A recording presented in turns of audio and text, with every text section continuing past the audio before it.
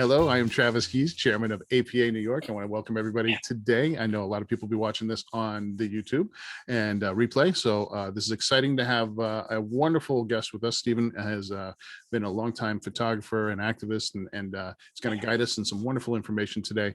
We do have some wonderful stuff happening the rest of this month, which I'm very excited about. We have a couple more wonderful events. The Anatomy of a Long-Term Project, which will give us all kinds of information from Lou Jones, who will be talking about concepts, logistic fundraising, Kickstarters, making books, funding stuff. So that's exciting. That's happening on February 22nd, and very excited about that. And then we're partnering up with a photo shelter, and they're going to be teaching us 10 ways to earn more with online photo sales. So I'm really excited about that one. February 25th, there you can register. You just go to New York. APAnational.org, and you can see all our wonderful links for these and sign up for these great webinars. But today I am very excited, and I'm going to let Deborah, who brought this wonderful guest to speak today, to introduce Steven. Thank you so much. Hey everybody, thank you for joining us today, whether you're joining us today or you're watching this on YouTube later. And really excited to have Steven Rosen here today. He's an amazing photographer, both a wedding photographer, couple photographer, portrait photographer, fine art photographer. He does it all. And he's going to be, he also looks really great in a flowered shirt. He has some really great tips to help you with the business, both the technical aspects and also the business of photographing LGBTQ weddings and also couples. And he's an activist, and he's been active in the community for a long time. I won't say how long because don't want to date you. So, so we're really honored that he's being able to present this for us today. So thank you, Steven. Take it away. Yeah, just one thing right before we get going. And luckily we have a nice small compact crowd. So at the end, we're going to be taking questions and answers. If you want to come in live instead of write it, I will activate your camera and you can come on live and have a little dialogue with us live. Charles, I know you look great on camera, so I'm looking for you, brother. Steven, I'm going to let you take it away, but please hold your questions towards the end. But there is a chat panel, a Q&A, and a chat panel that you can click into. So the Q&A we'll be watching for wonderful little questions if you want to put it there, and we'll kind of come back to it towards the end. Thanks. All righty. So now it's time for me to share my screen. Yeah. All right. Hey, everybody. If y'all can see me, howdy. I'm going to share my screen right now. All right. Very good. Happy Valentine's Day, everybody, and welcome. I want to thank you all for coming. So I've been wanting to do this talk for years, actually. I kept pitching it and I kept getting told it was too controversial, believe it or not. Still hard for me to wrap my brain around that. So I wanted to thank APA very much for giving me the opportunity to give this, and I hope that you all find it helpful and get some good information. So let's start with me. Who am I? My name is Steven Rosen. I'm a wedding and portrait photographer based in Brooklyn, and one of my specialties is same-sex weddings. I'm a gay man myself, so I guess I've been taking pictures of my community since I came out, which was in 1978. But my first professional job was photographing Pride in 2003. Early on, I was particularly interested in making images of same-sex couples. I'm an old-fashioned fall in love, get married, settle down kind of guy, and I was frustrated by the complete lack of visibility in the LGBTQ couples in the media. There was like no representation of all of what I was aspiring to in my life. I've been a long-time marriage equality advocate. I started to get involved not long after my first husband passed away from HIV. After he passed, I had almost no rights. According to the federal and state governments, we were complete strangers. There were humiliations, both big and small. Sometimes the smaller ones were more hurtful as they were unexpected.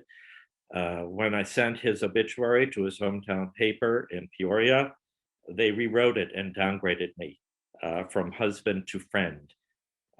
This all led to a passion for marriage equality, so I volunteered as a photographer for Marriage Equality New York, which eventually became Marriage Equality USA, which eventually actually disbanded because we got it passed.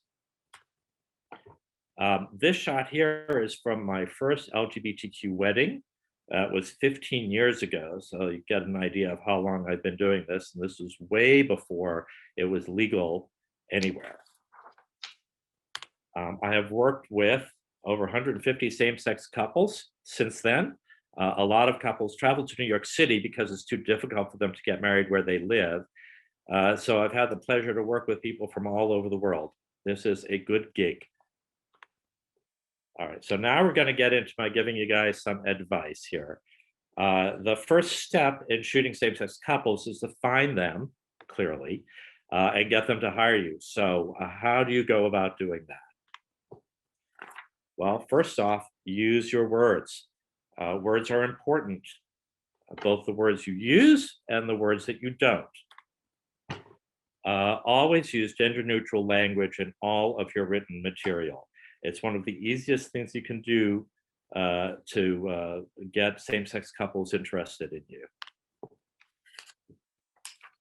I know from personal experience how annoying it is to see words bride and groom on every site, in every ad, in every contract, in every brochure for every venue. It's like pictures of straight couples with no same-sex couples. It's an immediate rejection for same-sex couples when they see that. It's as if a groom and a groom or a bride and a bride couldn't possibly exist. And it kind of hurts. So avoid gender-specific terms. This is a list of just some of the more common gender-specific terms that you should probably get rid of in the general area of your marketing. So bride, groom, bridesmaids, groomsmen's gown, tuxedo, bouquet, garter, bridal party, bridal suite, basically anything with the word bridal in it. Try to use words like love or love of your life or better half or your beloved. Finery is a good substitution for gown and tux.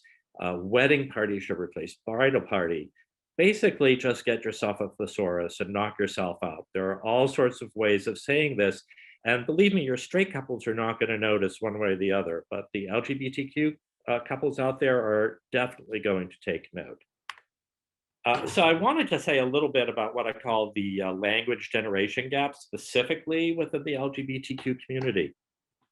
So I'm 61, and I have noticed that there's a generational divide in the words that the LGBT community uses. These are generalizations, of course, but they are worth noting. So let me just start by saying that in writing, it is common across the board to use an acronym such as LGBTQ, but that does not fall trippingly off the tongue. So in speech, it really varies.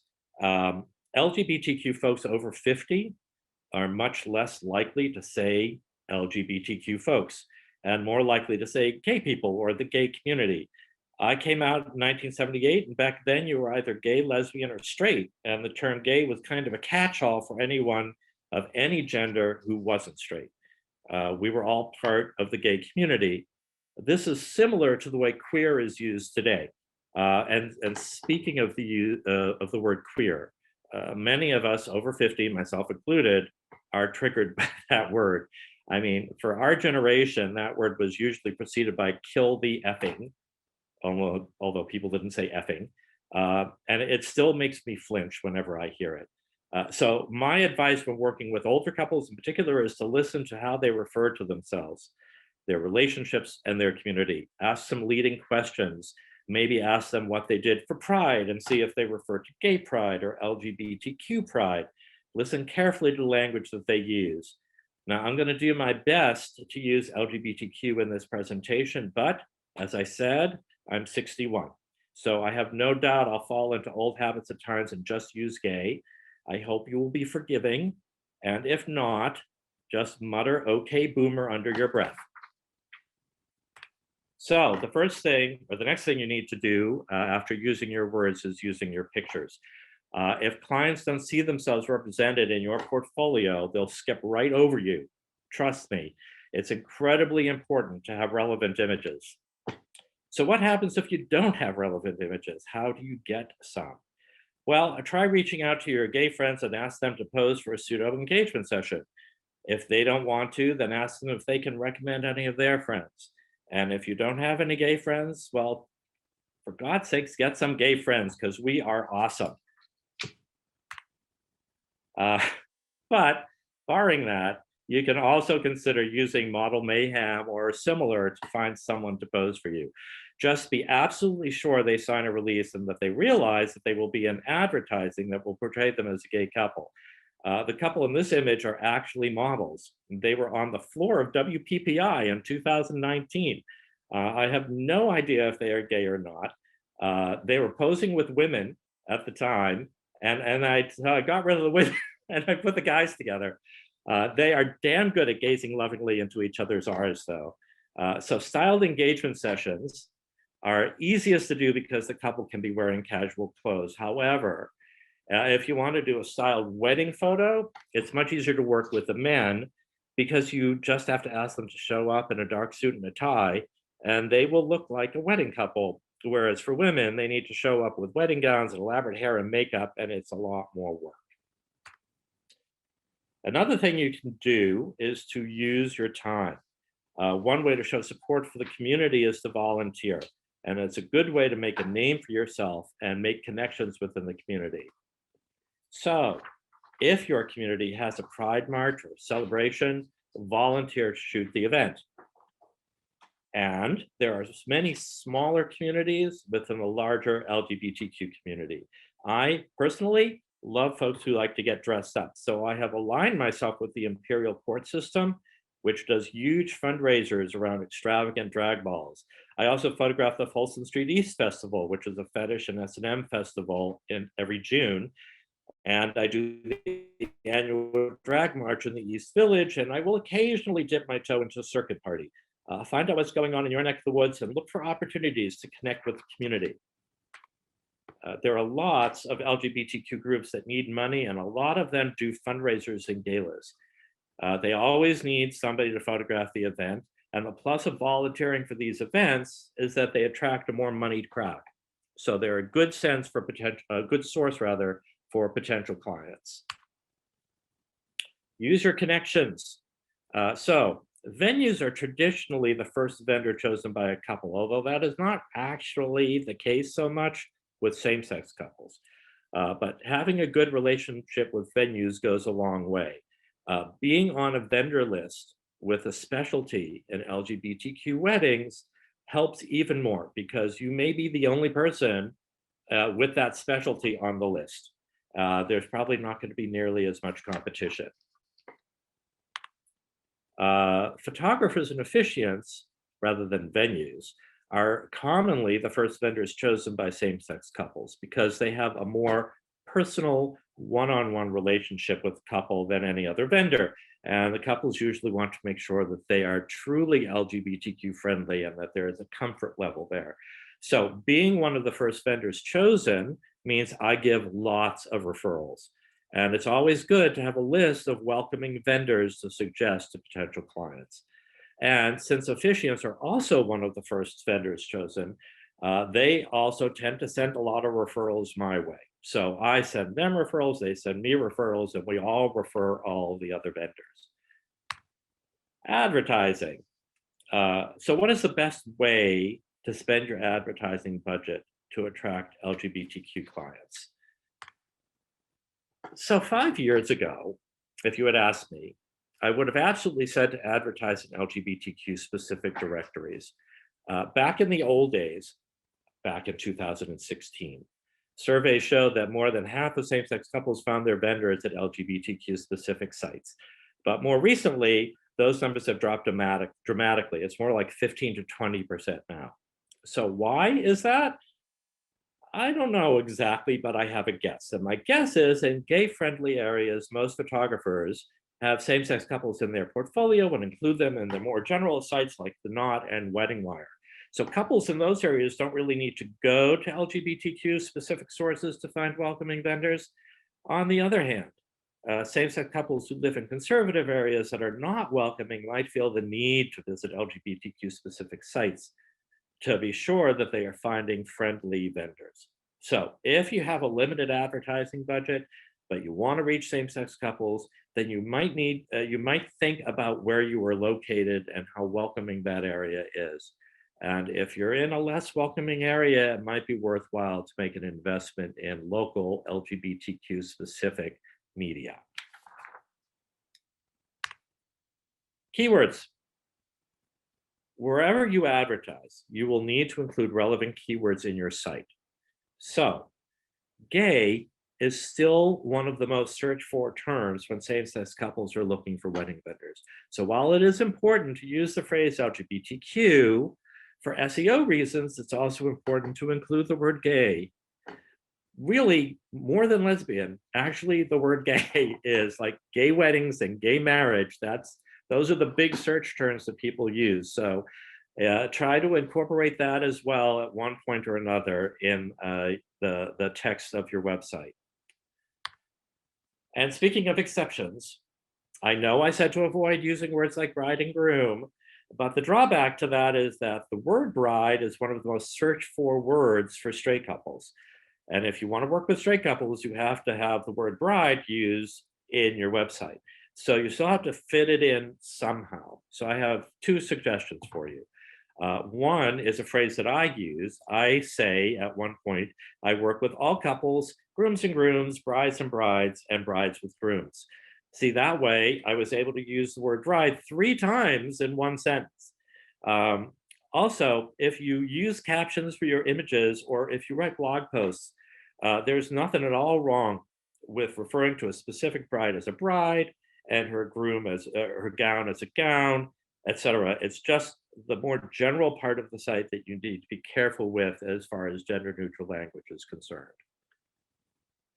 Tailor your packages. So you can tailor your packages specifically to the LGBTQ community because most LGBTQ weddings are on the smaller size. Many same-sex couples don't have the support of their families, so they elope. A lot of them combine the elopement with a vacation, so they come to places like New York City. About half of my weddings are elopements. They have proven to be consistently popular. And a lot of my clients, a lot of my elopements are at City Hall, or here in New York, it's called the Marriage Bureau. That can be problematic to come up with a price due to the timing issues. A wedding at the Marriage Bureau in New York can take anywhere from 45 minutes to 3 hours. So I had to come up with a package that took into account that huge range and time frames that I might have to commit. But it's really, really worth putting in the effort to do that because about 25% of my clients get married at the Marriage Bureau. So I wouldn't have those gigs if I didn't come up with a Marriage Bureau specific package. And many same-sex couples have very small weddings. The vast majority of same-sex weddings are under 100 people. But in many cases, it's like less than 10. Some because they're traveling, some because they've been together so long they don't feel the need for a big to-do. Many don't have the support of their families, so they just bring in a few friends. But whatever the reason is, come up with packages to accommodate a small and short time-framed wedding. So you've done all of your marketing and you have the same-sex couple who's reached out to you. So now what do you do? Well, the next thing that happens is the consultations, and you have to figure out what to ask them. Now, same-sex couples are far more likely to bend traditions to reflect their own lives. So it's important to ask what might be different about the traditions that they're going to follow. I'm going to bring up a number of different things that have come up with couples that I've worked with, and it is your couples might not have even thought of these things in advance. So bringing them up during the consultation is a good way to show your expertise. Ask about the ceremony. Who will be walking down the aisle with who? Who, if anyone, will be standing with the couple? Are there any unique rituals that will be included? Hand tying, broom jumping, sand ceremony. Make sure whatever they do, excuse me, that there's room to move around the couple. This is not a gay specific thing. This is important for all the weddings that I do. But you do not want to have your couple having their ceremony back up against the wall because you will not be able to get around behind them to get pictures of their expressions because during the course of the entire wedding, they're going to be spending most of their time looking at the officiant. So if you're stuck in front of them rather than behind the officiant, all you're going to do is get the pictures of the back of their heads. So just general advice, make sure there's 5 or 10 feet between the officiant and the wall behind them, so you can get in behind to get those expression shots. All right, ask about the first dance. Many same-sex couples might actually be slow dancing in front of family for the first time. In fact, they may be dancing together, period, in front of family for the first time. So it can be nerve-wracking. And when they do it, it might be a bigger moment than in other weddings. You don't really need to ask about this specifically. Don't say, hey, are you first slow dancing in front of family for the first time? But just ask if they're going to be doing a first dance, and that will come up organically. Just be prepared for it as a possibility and be supportive and excited about what they're about to do, and make sure that they know that you're going to give it the import that it deserves. The wedding party. So when there is a wedding party, and there isn't always a wedding party with same-sex couples, but when there is, it's commonly a mixed gender wedding party. Now, this is actually like my favorite wedding party ever. The groomsmaids, as they were called, were all drag queens who towered over the groomsmen, who were all straight guys. Of course, while this is a super awesome wedding party, do not expect this. This is not the common thing that happens at same-sex weddings, but it's such a great picture, I had to show it to you. But as I said, it's common for same-sex couples to have all genders represented in both sides of their wedding party. So just ask, is there going to be a wedding party, and what is going to be the makeup of the wedding party? Another question to ask is about length of relationship. So most straight couples get married within 5 years of meeting, but there are still same-sex couples who have been together for decades who are now getting married. That can affect everything from who's paying to posing. We'll get into the posing of long-term couples a little later, to family groups, because they probably might have kids, and their kids might have kids, and their parents are probably not going to be involved, to who's in the wedding party, and all sorts of other things are affected by the length of the relationship. But speaking specifically about who's paying, it's far more common overall for same-sex couples to pay for the wedding, especially if they're older or if they don't have family support. This makes them more budget conscious, but it also means that you don't have to cater to the wishes of the parents as much, or at all for that matter, and that's a load off, let me tell you. So another thing to ask about is what they will be wearing. Specifically, this comes up a lot with the female couples that I have worked with. I would say that in 90% of my female couples I've worked with, at least one of them was wearing a suit, quite often both. So it's safe to assume that they're going to want couple shots. However, be sure to ask if they want individual shots. Whoever is wearing a dress will almost always want individual shots. Whoever is wearing the suit, maybe not so much. If that's the case, I always point out that I always do solo shots of grooms at straight weddings, that wearing a suit doesn't get you out of the solo shot. It will only take a few minutes, and it balances out the album. But if they're really, not wanting to do it, if they're resistant, it's not a big deal. Don't push it. Their comfort level is more important. So, double yay. You booked the wedding. So now what? Well, try to get an engagement session going. Book them when possible, because they'd be really, really helpful. And it's not always possible. Clearly, if they're doing an elopement or something, that's not going to work out. But it is a good opportunity to observe the couple's physical vocabulary. Public displays of affection. So some straight couples are really uncomfortable with PDAs because they're just shy. But there are a lot of same-sex couples who come from conservative areas where they don't feel safe even holding hands in public. So it's a completely different hurdle to overcome to get them to be affectionate in public. You need to make sure they're in a comfortable place, both physically and emotionally. You have to be very, very supportive, And you have to make sure that you take them someplace where they feel safe. So for me in New York, I'm lucky. If I take my couples out, if they're feeling a little unsure, but they're in their wedding clothes, people in my neighborhood will come over and congratulate them and applaud them, and they get positive reinforcement just from where I live. But if you're in a place where that's not really necessarily going to be happening, then you have to make sure that you bring them someplace that is safe and that they're not going to get harassed or bothered. Um, so that they can relax and be themselves, and you can get some nice, authentic, affectionate pictures. Which brings us directly into homophobia and safety. So this is a hard thing to talk about, really. But if you have never experienced homophobia, you may not notice it when it happens. So you need to become sensitive to like dirty looks and muttered slurs, because that sort of thing can escalate.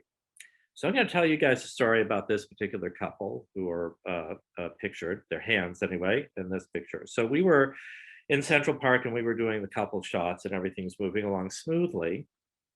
And then a couple of teenage boys wandered over and they asked whether this was a gay couple getting married. And I said yes, because as I said, every other time I have done this in New York, people have come over and been really nice and congratulated the couple, and that was sort of what I was expecting, but that's not what happened.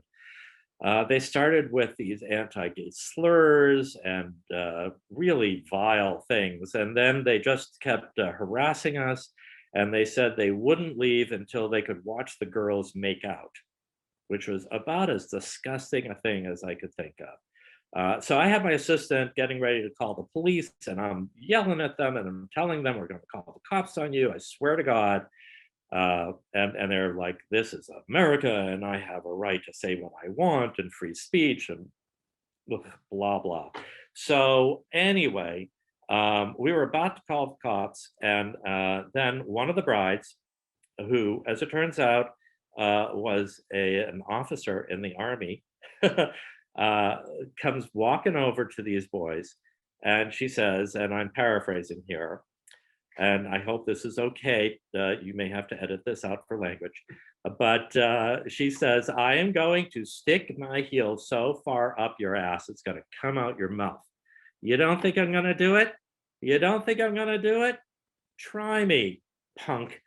And I'm like, oh my God, I do believe there's going to be fisticuffs. And and the boys, like, that did it. They left, and that was it for them. But it really broke the mood, I'll tell you. We all had to sit down on the steps for about 5 minutes and take a breath and talk it through and hold hands.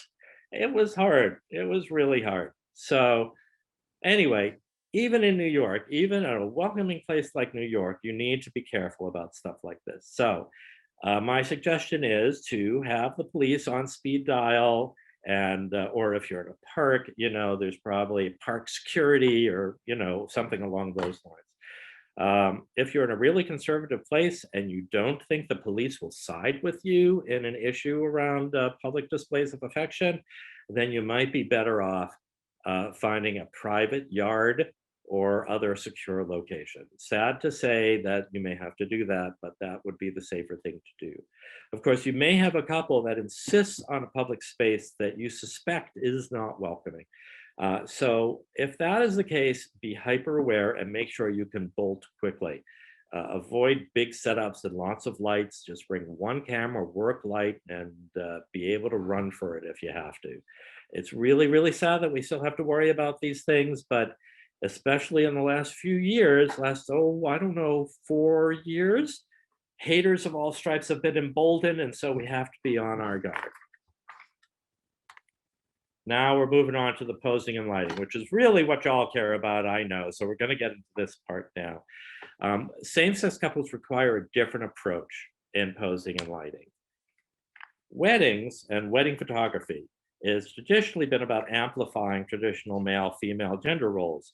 Men, we are taught, are portrayed as big and strong, and women are portrayed as small and fragile, always gazing up at their knight in shining armor. Even if the bride is larger than the groom, we have been taught to make the groom look bigger and the bride look smaller.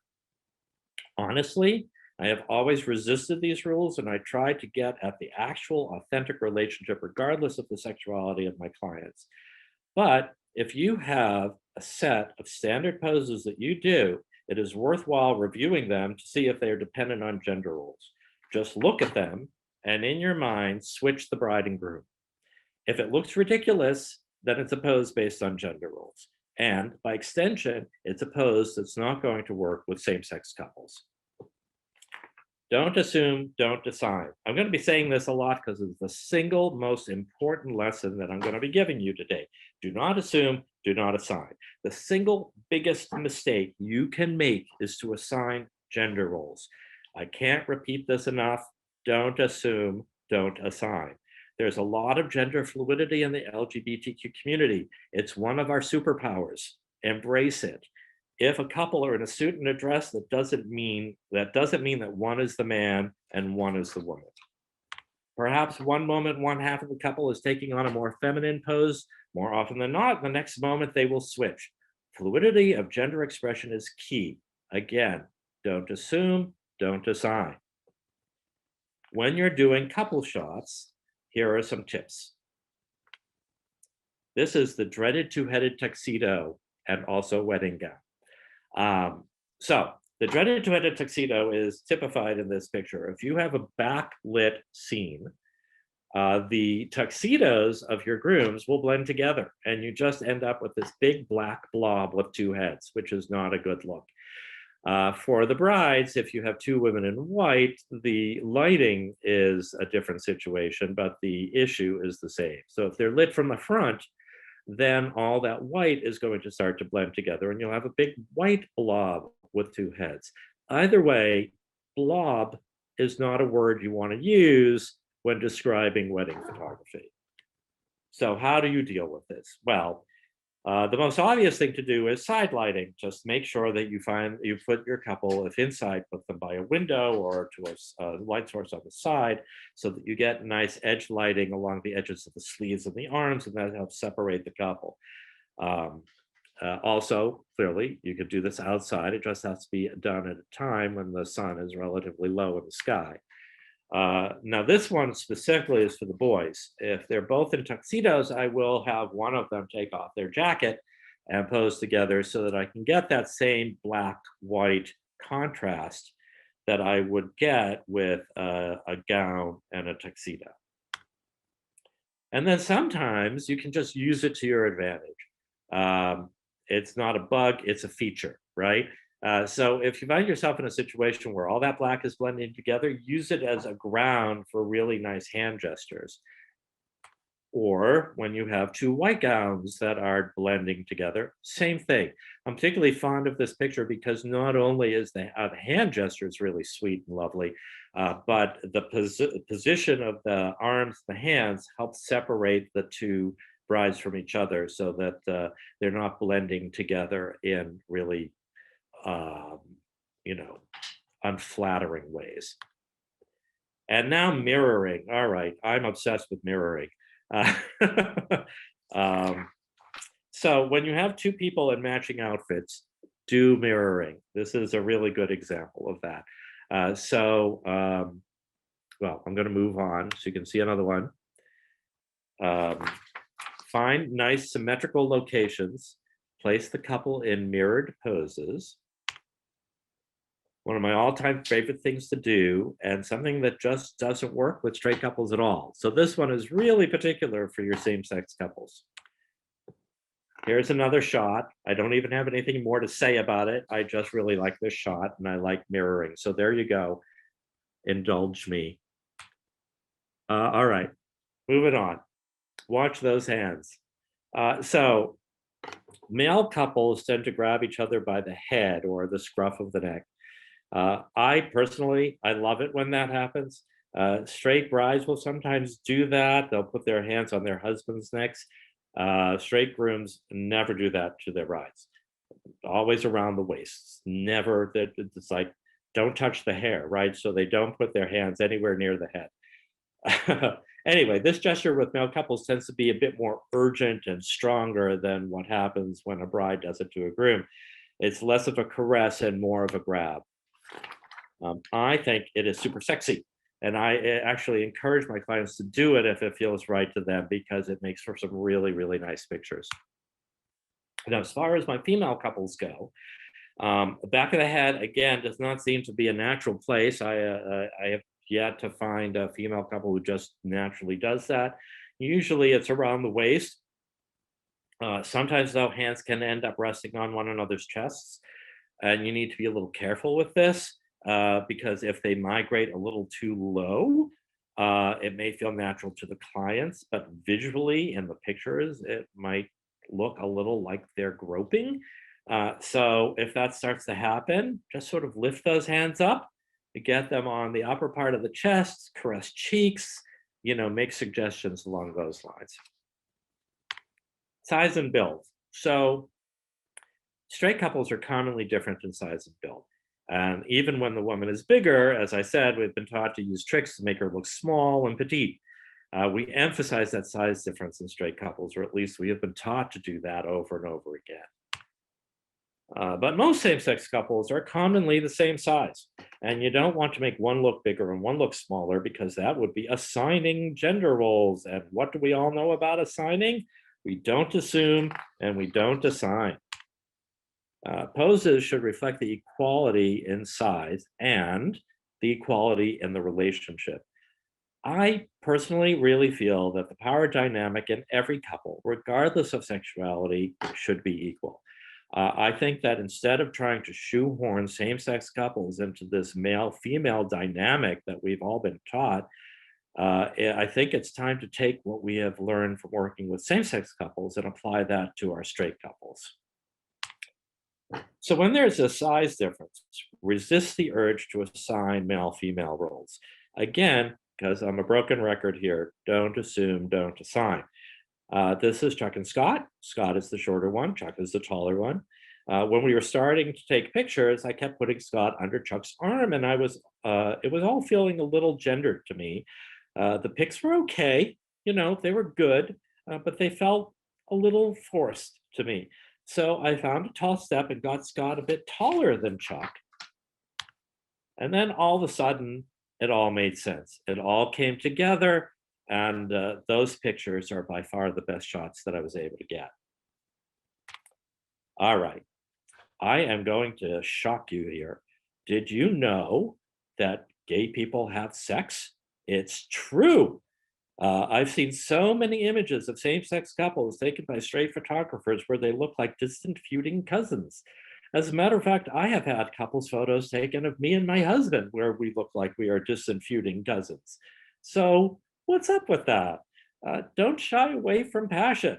Get those hips and lips together. It should be clear that these couples have an intimate relationship. Do some snuggling, cuddling, encourage closeness. Your couple should fit tightly together. Observe their physical vocabulary and use it to your advantage. Watch how they fit together and guide them into that in your posing. Follow the client's lead. When you want to try a pose, say, I want to lean one person against the wall and have the other person facing him. You tell your clients that's exactly what you want to do, and you let them decide who's going to lean against the wall and who's going to lean in front. Let the couple decide who stands where. If you make that decision for them, then you're assuming and assigning, and that would be wrong, right? Also, play off tradition. Flip that traditional male-female pose just for fun. What might feel romantic with a straight couple might look ironic and funny with the same-sex couple. This is not necessarily a bad thing. It's a goofy thing. It's different, so play with that a little bit if you want to. Just don't expect to get the same sort of romantic results as you would with the straight couple. And just let your couples have fun and play and see what happens. Don't pose them every single second of the way. Just let them be, and you'll be surprised what you can come up with. Just play. All right, this is a pet peeve of mine, but I'm going to rant. Boutonnieres. I hate boutonnieres. Um, Boutonnieres were originally meant to go with bouquets. There's no reason for them to exist if nobody's holding a bouquet. They just wear them because it's a tradition. And they can really get in the way with two grooms. So like this shot was right after the boutonnieres were put on. Now, when a straight groom is wearing a boutonniere and he embraces his bride, there is usually, shall we say, some cushioning to prevent the boutonniere from hitting anything. However, with two guys, there is no cushioning. And when two guys embrace and their chests go up against each other, the boutonnieres get completely crushed, as happened with this couple. It took me hours to fix those damn roses in post-processing. This is the only shot I got where the roses were intact. So, boutonnieres, bane of my existence. So this is what I suggest. This couple had a great solution. They kept it small and they kept it portable. These boutonnieres were held on with magnets, so we could take them off and move them around really easily. Also, when it comes to boutonnieres for men, it's traditional to put it over on, I believe you're supposed to put it on the left side over the heart. But if both people of the couple are wearing boutonnieres on the same side, it lends to these lopsided pictures. Everything looks like it's kind of tilting to one side or the other. So I suggest if you are having boutonnieres with the male couple that they put the boutonnieres on opposite sides so that when you're taking your couple's photos, you can have a nice balanced image. Or, as this couple did, put the boutonnieres on with magnets. You can keep moving them around all over the place. So long-term couples, I had alluded to this a little bit earlier, so we're going to go into this with a little bit more detail. There are still a lot of long-term same-sex couples out there. So if you're reaching out to the community, it is likely that you're going to come across some potential clients who have been together for 10, 20, 30, 40 years. When you're working with them with couple shots, it is harder to get a passionate pose. It's less, I can't take my hands off you, than did you take the trash out last night? That's the stage of their relationship. So most long-term couples have their own language of glances and gestures. You're not going to get the grand romantic gestures, most probably, but try to notice and key in on the small, tender moments. There's amazing tenderness and connection if you look. So don't get caught up in trying to get them to do something big and grand. Just let them be. Always notice what their personal physical vocabulary is and play off of that. All right, so the wedding day. There's a lot that happens on the wedding day, but I'm going to be focusing on what's different specifically at same-sex weddings. Getting ready together. So this is a whole new category. Straight couples never get ready together. They always get ready in different areas. And you usually have to like either walk back and forth to get pictures of them getting ready, or you have to have two photographers, one following the bride and one following the groom. Male couples almost always get ready together. This is a great chance to get pics of them helping each other with ties or their cufflinks. It's a sweet and intimate time.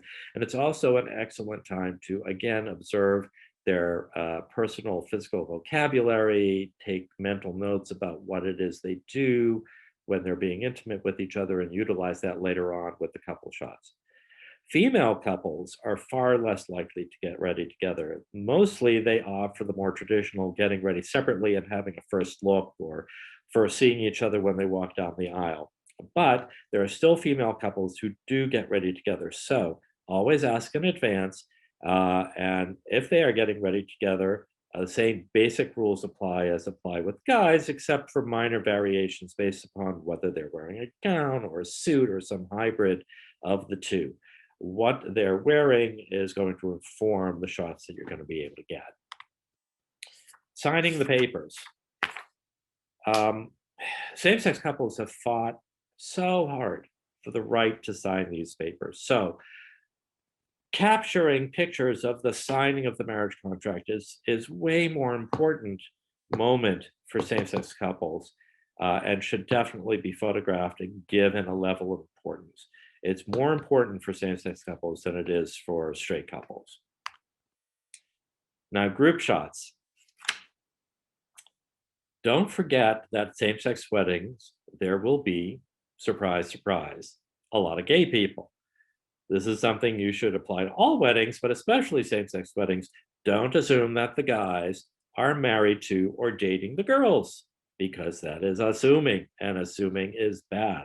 I personally have had to deal with this going to weddings, straight weddings with my husband, and being him either not being included or us being separated on different sides of a group because the photographer could not put together that two people of the same sex could be married to each other. So yeah, pet peeve, people, make sure that you are aware that gay people exist.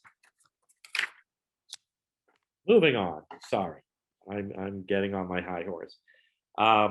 So if you've never shot a same-sex wedding, you might need to study up on some family dynamics. There are some really unusual family structures involved with same-sex couples. Many couples have chosen families rather than birth families. They have their chosen families in addition to, or in some cases, instead of their birth families. So be sure to have your couples give you a list in advance, a written list in advance, and point out to you any non-traditional relationships, just so that you're prepared on the day of the wedding and you don't, have people separated who are supposed to be together. So lopsided groups, you will notice that there is no picture here. I do have a number of images that can very nicely illustrate this, but I didn't want to put them out publicly, and you will understand why in a moment. So on occasion, one half of your couple will have a huge turnout and the other will have nobody, or one or two people, because their family has rejected them. This makes groups particularly challenging. Ask in advance about this, be aware and be sensitive. It will be very painful to do shots with one person's parents if the other person's parents refuse to take part. Just be sure you know what's happening and be particularly kind at those moments. All righty, so what to do after the wedding? Being specific to LGBTQ clients does not end once the wedding ends. There are privacy concerns with a lot of clients. Not all clients are out of the closet to everyone. They may be getting married in front of hundreds of friends and family, but that doesn't mean that their great aunt knows their boss or their clients or whoever. My contract says I can use images in all my marketing and advertising, and sometimes clients ask for that to be removed. Of course, I really need to have use of my images for marketing. So at that point, I usually go over all the ways it's used and try to come up with some kind of a compromise. The biggest concern is online usage. So I provide an online gallery for all of my clients. Usually they are not password protected because I have found when I password protect a gallery, everybody forgets the password and I'm constantly being asked what the password is. So ideally, I try not to password protect. However, if a client has privacy concerns, I will password protect a gallery specifically for them. And it's good to have that as an option in your back pocket just in case it's needed. Either way, make sure the couple's name is not attached to the images so no one can Google their name and have their wedding photos pop up. Social media, Facebook, Instagram, Twitter, all of them. My clients who are concerned with privacy are usually really concerned with whether I am posting images to social media. I remind them that everybody at the wedding is already posting online as the wedding is taking place. So that cat is out of the bag. They might as well have some good images on social media to balance out the crappy images that their guests are going to be taking. Again, though, if they don't want to do it, I will not force them to. I am always respectful of the privacy wishes of my clients. So if you want to use the images on your website, most clients are really flattered by this, but If they're concerned, remind them that the only folks visiting your website are looking for a wedding photographer. So if they're concerned about, say, their grandma finding out, chances are she's not planning a wedding, so it's not going to be an issue. Hopefully, if you can go over all of these specifics with your couples, you can alleviate at least some of their fears and figure out some ways that you can get your images out there and be able to use them. At the very least, I've been able to get every client, no matter how concerned they are with privacy, to allow me to use their images in my printed materials that I only show to prospective clients. So if I have a physical portfolio of images that I show when I am having a consultation and it's not shown publicly, that generally is, at least that is generally acceptable. Other uses for privacy concerns. Contests. I have entered and won a number of contests in my day. And I always ask, even if I have been gotten permission from the client to use their images, I always double check on usage for something like a contest. Because if you win, that picture is going to be all over the place. And so you want to make sure that they're going to be okay with that. Usually they're super flattered that you think their image is contest worthy. And so I have really never had a problem with this, but it is important to double check anyway. Same thing goes for editorial. Now, if the publication that you're doing editorial in is local and they're not in the area that the publication is going to be printed, it's usually not an issue regardless of privacy concerns. But if it's a national publication, you should definitely double check. And just be respectful of your client's wishes. There will be situations where your client just doesn't want their image to be shown, regardless of your attempts to compromise. There are still a lot of members of the LGBTQ community who are dealing with discrimination, whether in the workplace or their town or their own families. If they are truly concerned, it is not your place to second guess them. Be respectful and adjust your contract accordingly. Tailor your products. All right, this is sort of playing off of the folks who are not always out of the closet. So how out is your client to their family? Those who have privacy concerns aren't generally out to everyone. The less they are out, the less likely they will buy big wall prints, especially if they're concerned about family or bosses coming over to visit. They may be in a situation where they have to de-gay the apartment when grandma or the boss comes over. If that is the case, focus your sales on books and albums that can be put away quickly and easily, slideshows on disk, even apps with a selection of images. You may just have to give up on doing the wall prints for those particular clients. So that, as they say, is a wrap. Here are all my contacts. Feel free to reach out if you have questions or are looking to book a wedding, or if you need a portrait photographer for that matter. But that's a whole other presentation. So that's it for me. I'm out. Travis, can you bring me back in? Absolutely. I can stop your screen share there. That was really fantastic, Steven. Thank you. Oh, there we go. We should be there. So I know we have a couple people in the audience. If anybody wants to ask a question, you can raise your hand and I'll just bring you in live. If you want to actually ask through a mic or a camera, that's wonderful. What if someone is about to shoot their first, say, gay wedding? What is the tip that you would kind of give them the most to kind of walk in with? Don't assume, don't assign. That's the big one, guys. Don't assume, don't assign gender roles. This happens so much all the time. We have been trained to think of couples in a male-female dynamic.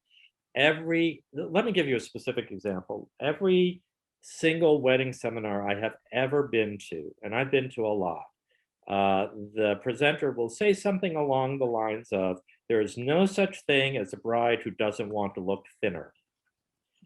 That is not true. Okay. So, one thing that I do, because if you say you have two women and they're both plus size, right? And for that matter, I use this for my straight couples too.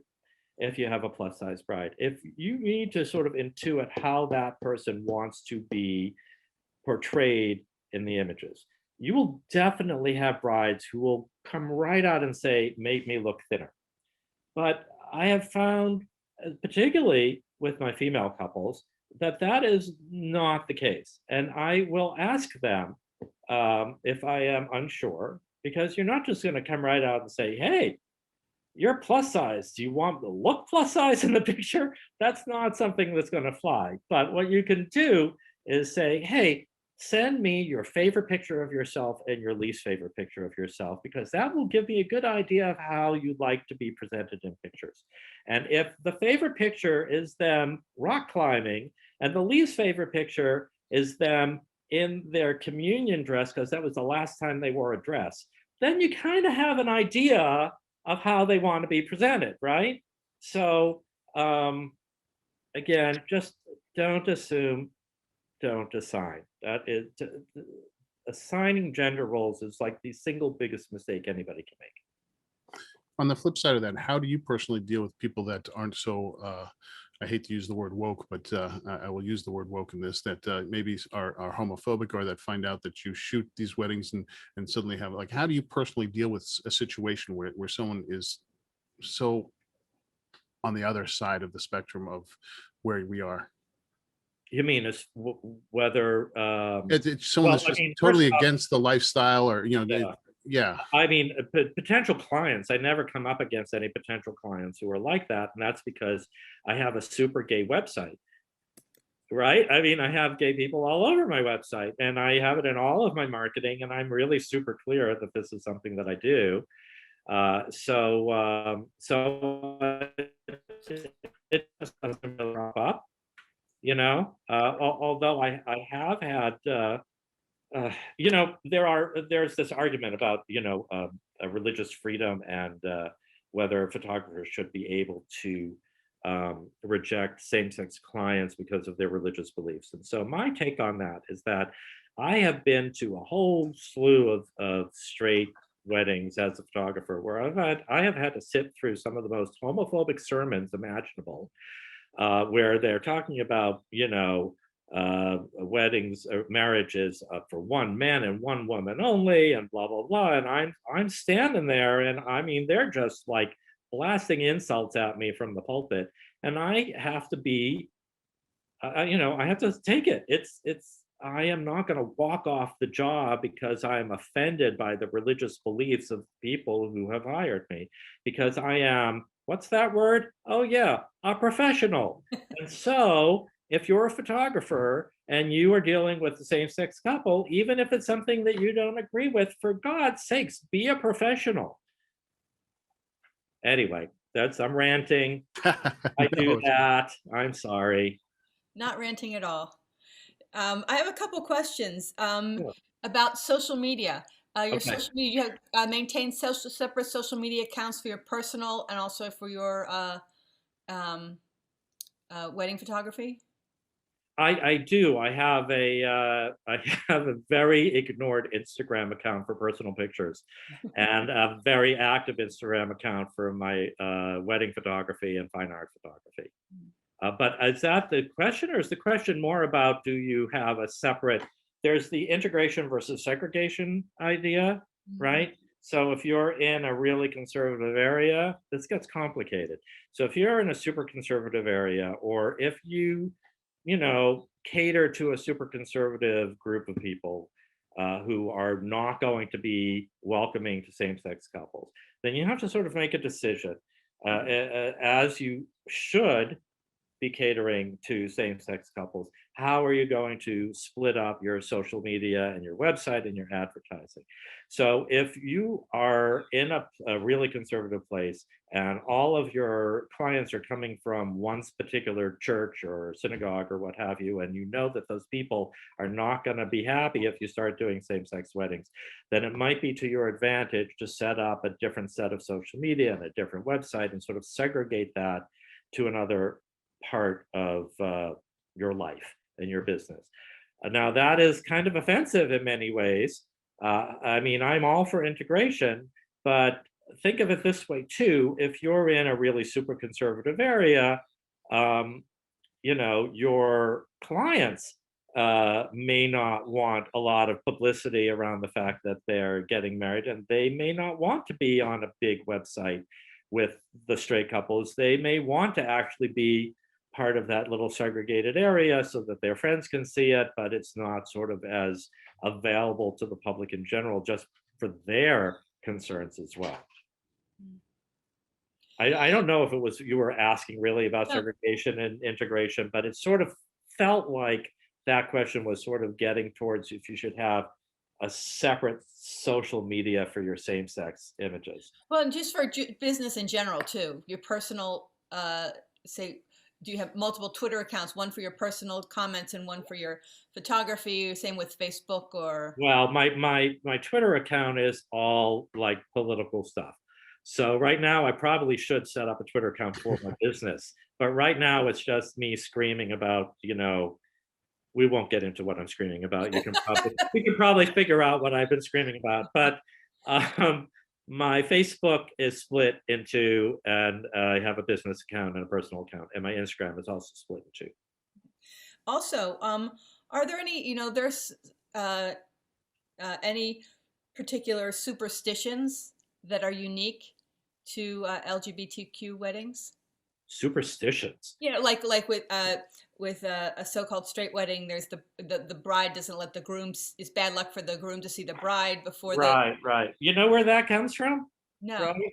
Okay, it's because back in the day when marriages were arranged, they didn't want the groom to see the bride. That's why she wore a veil. They didn't want the groom to run. To see the bride until the second before or right after he said I do, because if he didn't like what he saw, they were afraid he would bolt. Yeah. So it's not terribly romantic. I always tell that to my clients when they're trying to decide whether to do the I see you when you walk down the aisle, or whether I do a first look, because first looks are so much easier for the schedule.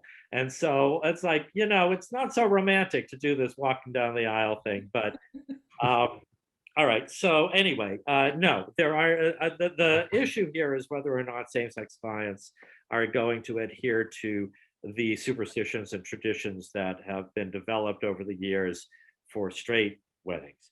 And generally, broadly speaking, men are far less likely to be follow those traditions, and women, the female couples, are far more likely to follow those traditions. And most of the female couples that I've worked with, at least one of them had that wedding book that they've been working on since they've been 6, right? And so they have in their head what they want, and it generally follows along all of those traditions. One thing that I've only done once in a same-sex wedding is a garter ceremony. This does not go. I mean, the female couples I've worked with, even the ones who are really traditional, just no, not happening. It's not even all that popular with straight couples anymore, but it's totally like not a non-starter with my same-sex couples. But yeah, no, nothing that I've seen that is particular. I just find that people tend to do less religious ceremonies and to sort of just incorporate their own things. Male couples, I have done numerous male couples that incorporate drag queens as their MC, or as entertainment, or as you saw in that picture in the wedding party. When I starting, almost said bridal party. You see that? there you go. Wedding party. It'll always slip.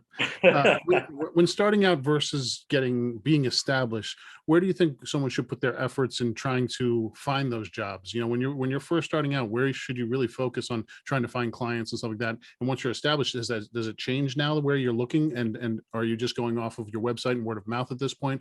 Where does it kind of start and end up? Well, as I said, using your words is the first thing to do, and make sure you're using gender neutral language in all of your marketing and on your website. But that is preparing for people to actually visit your website. So I guess your question is more about how do you get members of the community to visit your website, and that's where the sort of advertising, and whether you should advertise in LGBTQ specific media or not, which I sort of went over earlier in the presentation. Again, a lot of it has to do whether you're in a conservative area or not. If you're in a conservative area, I guess it sort of falls into the segregation versus integration thing. If you are concerned about losing straight clients because you're doing same-sex weddings, you're probably not going to be putting the pictures of your same-sex couples in your Knot profile or your Wedding Wire profile. And in that case, it is important to look for local and national LGBTQ specific sites. There are a couple of them out there. They're not as important as they used to be when all of this first started, but they still have importance, especially for people who are dealing with less welcoming areas. So that's how I bring people in. Also just physically get involved with the community. Yeah, I was thinking more on a personal level for you. It was like when you started out, you kind of went out after clients in a certain way, but now has that totally changed the way you do it because of word of mouth? And do you find yourself not needing to do what you did before? Or like how's it changed for you over the years? I'm doing less advertising on LGBTQ specific media. But this last year has just thrown everything off into I normally do an annual same-sex wedding expo, but this year I just decided not to do it. They did it virtually this year, but I still decided not to do it just because I have not been purposely not been booking weddings for the summer because I don't know whether I'll be vaccinated or not. Yeah. And I just don't want to book something and then have to cancel it because I couldn't get my hands on the vaccine. How are you dealing and changing with your model of booking now that, in this age of COVID? Oh man. Well, I mean, just broadly, everything was canceled or really postponed more. I only had one actual cancellation, which is good. And I've just changed my contract to, I amended the portion of my contract that says people can't change the date without incurring a charge. Right. And so everybody's been taking advantage of that. I've had clients who have rescheduled 3 times because it just, who'd have thunk a year later we'd still be in lockdown, right? So, but it's been really, really difficult. And as I said, I am a little reluctant to even put in bids on weddings for June and July because I don't know whether I'm going to be able to do a big wedding in June and July. Yeah. So that's been a big issue, and that's the main reason I didn't do the same-sex wedding expo this year, which I always do, just because people were going to be looking for stuff over the next 6 months or so, and I was like, I just don't know if I can do it, so I'm just going to skip it this year. We had But a question there are from same-sex wedding expos, and I have cut back on my advertising in online media and focused my energies on the Knot and Wedding Wire, and that's basically how I've been doing it these days. Charles had a question for you. Do you have an ideal couple personality wise that you love to shoot? Wow. All right. So thanks, Charles. That means that you are putting me in a position of dissing all of my other clients. All right. Honestly, I have been really lucky. I have not had any bridezillas. I've had one groomzilla. But for the vast majority of people I work with have just been lovely and wonderful, and each really have their own lovely tenderness or fun or goofiness to add to the equation. Yeah, I'm just going to leave it there, because if I start saying I like a certain personality type, then people who don't fit that personality type are not going to call me. Or they might just Everybody, try to emulate it. everybody call me. I'm good with everybody. You can be shy, you can be outgoing. I'm actually really, really good with pulling shy people out of their shells. Is there a certain trick that you use for people that or maybe, to make them smile, or how do you deal with, that moment of kind of talking with and working with someone specifically to pull out certain emotions? And Well, I mean, it kind of depends on the client. It depends on why they're being reluctant. And so, I uh, meant more so like, do you have any oh, I have a go-to thing like to make someone laugh, or I have a go-to like, is it? I know it's different for most people, but you've been doing this long enough that certain things that work and certain things that don't work. well, it's like I will put somebody in a really unusual pose, and I will tell them to pretend it's normal. And then yeah, okay, so that's how you always stand like that, right? And that'll get them laughing usually. And I also find you can only do this once or twice, and I do this at receptions a lot, when I'm taking pictures of groups of people, small groups of people at cocktail parties and stuff. But it only works like once on each person. You tell them to throw their head back and laugh uproariously in a big fake laugh, and then they do that, and it makes them actually start to laugh every single time. They'll do it, and then they'll feel totally ridiculous, and then they'll all just start actually laughing. And so you have them do the fake laugh, and then you take the picture when they laugh about them having just done the fake laugh.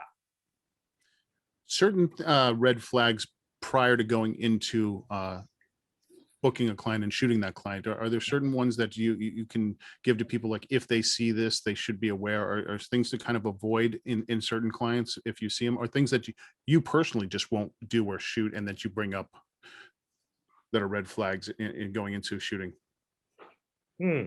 I've never said no to anybody. No, truly. But I mean, again, this is about putting out a brand that is welcoming and gay friendly, right? So I don't get, really homophobic people or racist people. I just don't. They just, that those would be the sorts of things that I would say no to. Yeah. And I've never encountered that, because anybody who visits my website and learns even the tiniest bit about me knows who I am. You said you've And been lucky knows not to have that the there's nothing bridezilla gay though, there. right? Well, yeah, bridezilla. Like I said, I've never had one. My brides have all been perfect. You hear me? Perfect. Truly, I have never had a bride who has been difficult to work with. Now that I'm putting that out there, I'm probably, the universe is going to hear that and saddle me with a bunch of difficult people. But right now, really, it hasn't happened. The one groom who was super concerned about his weight because he gained 30 pounds in stress eating before the wedding, and had a big zit on his face that day, and was just, oh yeah, that was stressful. But that was not who he was during the consultation, right? My guess is that if people are going to be difficult on the wedding day, then you're not going to know about it from the consultation. But a big part of being a wedding photographer, whether you're dealing with straight weddings or same-sex weddings, is to be able to diffuse difficult situations during the wedding day and try to get, I've had situations where the bride and her sister, who was the maid of honor, were not talking to each other. And I had to, sort of be a go-between and try to get them together and laughing and smiling and forgiving of each other. There's a lot of psychology in being a wedding photographer. I really could go to medical school and probably get some free credits in advance just for being a wedding photographer. So talking about diffusing situations in a general atmosphere, now that everybody has a cell phone that takes pictures and everybody thinks they're a photographer, how do you deal with those difficult the mother-in-laws, the mothers that always want to get in front of you and take that picture? When I'm having the consultation, I bring that up and I say that I basically will not abide people getting in my way. And you need to be able to ideally either have a cell phone free ceremony. It's just the ceremony really that I care about. A cell phone free ceremony, which a lot of people go for anyway, or make an announcement in advance that we have hired a photographer and we're paying a lot of money for him, so let him do his job. But I bring it up. I absolutely bring it up. Yeah, I think it's very important to have that conversation. The more I think, what are the 5 key things that you kind of clue your couples in to that you really need done prior? Whether it's that cell phone thing, of saying what are those key elements that the conversations you must have before the day?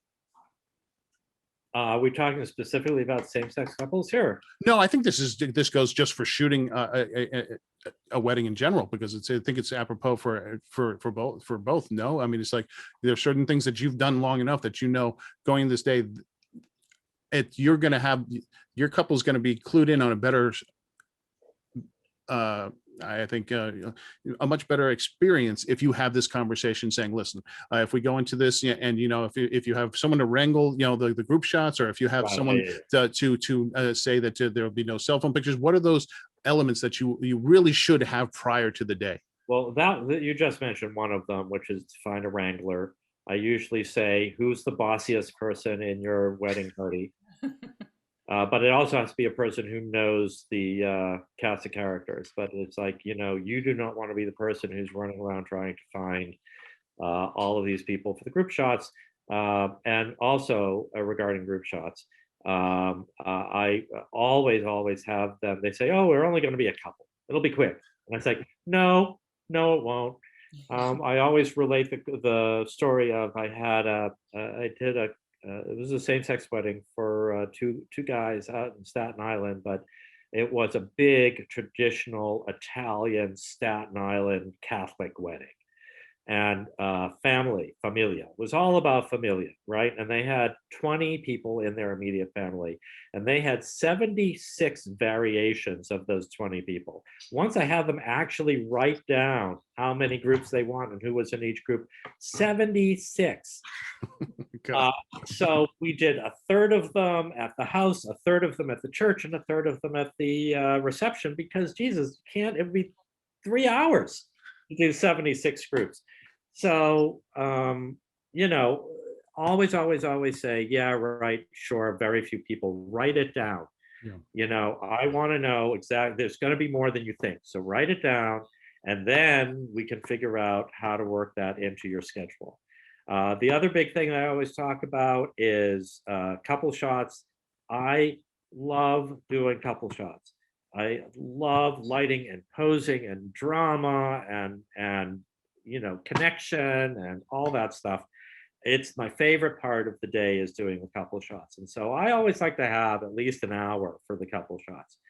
And so I sort of say, look, you guys hired me based on my couple shots, which they always say, oh my God, they're so beautiful. They're so authentic. How did you manage to capture that moment? And I said, oh, honey, that is not a moment. That took me a while to set up and light. So that's how I captured it. But I'm glad you think that it's like I captured the special moment, because that's the goal, right?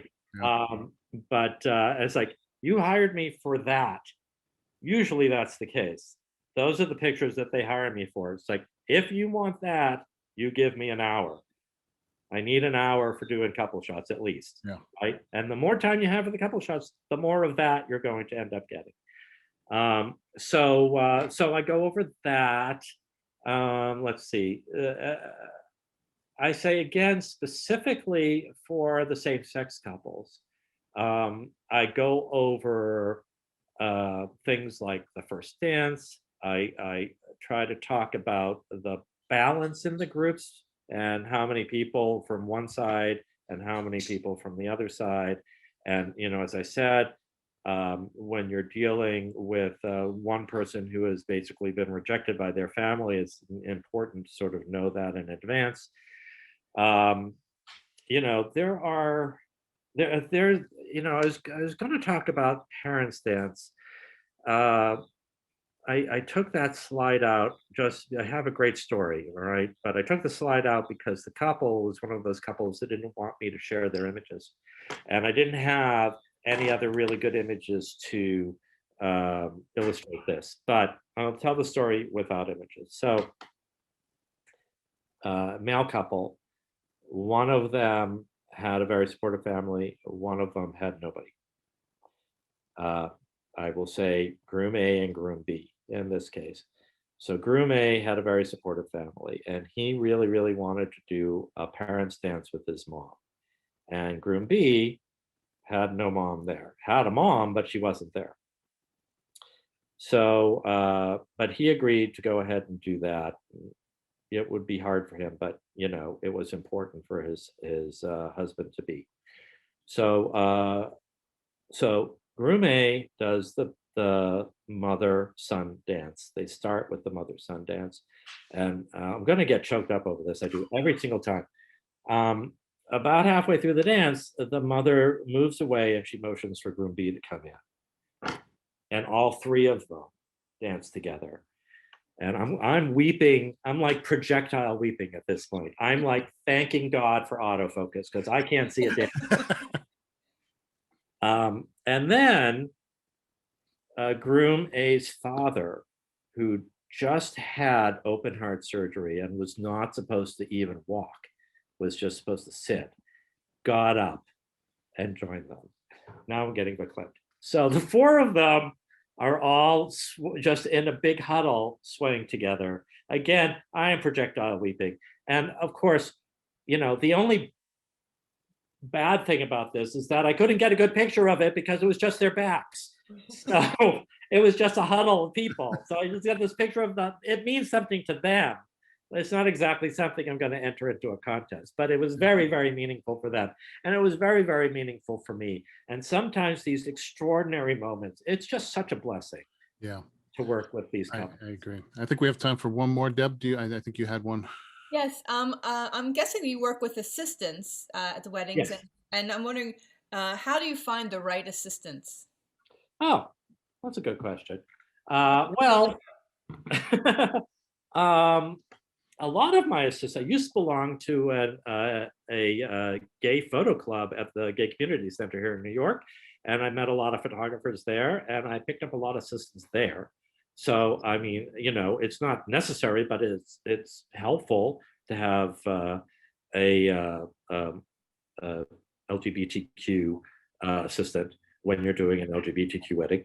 But you know, people reach out to me all the time and asking if I need assistance, and you know, I'm always open to having more people in my list. To be honest with you, so there's assistants and then there's second shooters, right? And so they're different sets of responsibilities. So when I'm doing the elopements and small weddings, I always have an assistant because I want somebody to hold an off-camera light or something along those lines and to carry my equipment so I'm free to take pictures as I'm walking.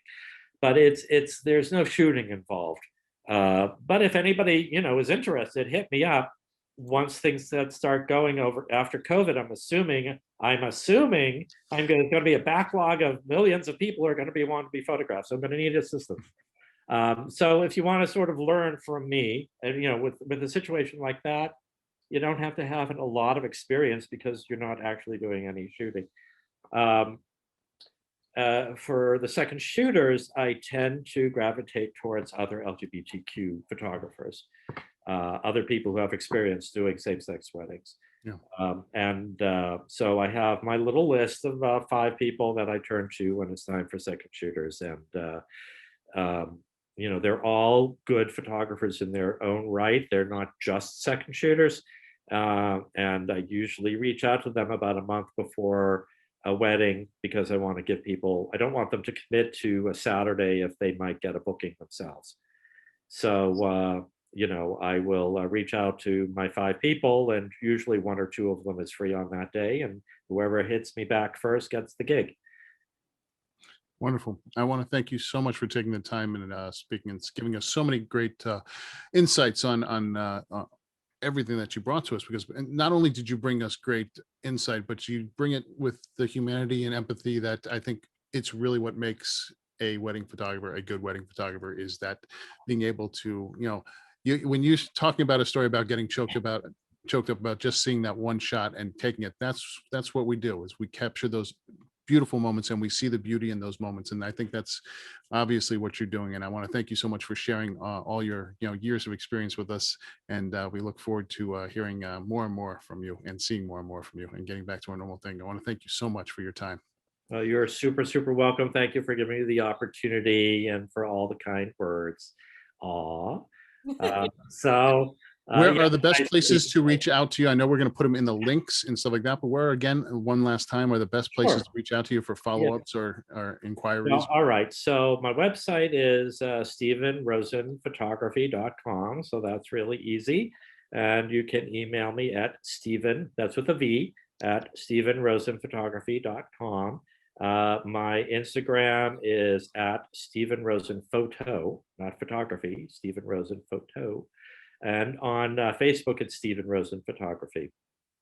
Although, to be honest with you, my Instagram is way more active than my Facebook. In fact, for Valentine's Day today, I am posting a kiss every half hour. I love that. So I've got commitment, but I love it. all of my couples, gay and straight, and a kiss every half hour for Valentine's Day. So We need them a lot more love. Yes, like all of my kisses today. I'm going to go check it out right now. Thank you so much. This has been a joy. And Thank you so much. This is fantastic. Thank you, guys. Thanks All my very best. much. All right. Take care.